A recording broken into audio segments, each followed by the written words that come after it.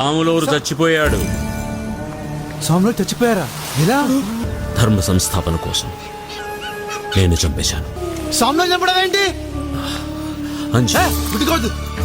ఓ, ఇప్పుడు అర్థమవుతుంది. స్వామిలో చంపడం కోసమే ఈరొచ్చుంటావు.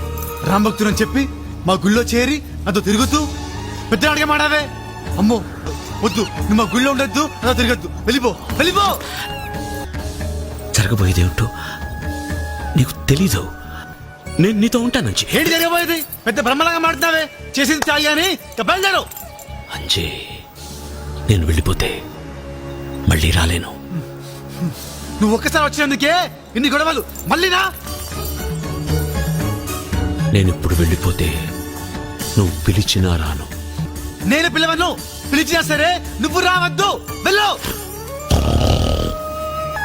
ఇప్పుడు నేను వెళ్ళనంటే ఏం చేస్తావు? ఒక్కడిచ్చా అంటే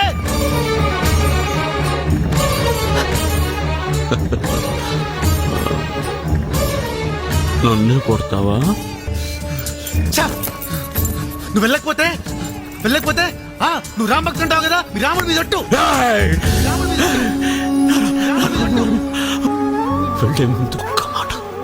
ఎన్ని కష్టాలొచ్చినా, ఎంత అవమానం జరిగినా, ఎవరు దూరమైనా, ఏది పోయినా, ఎట్టి పరిస్థితుల్లోనూ ధైర్యాన్ని మాత్రం పోగొట్టుకోవద్దు. అదే నీకు దైవం. జై శ్రీరామ్.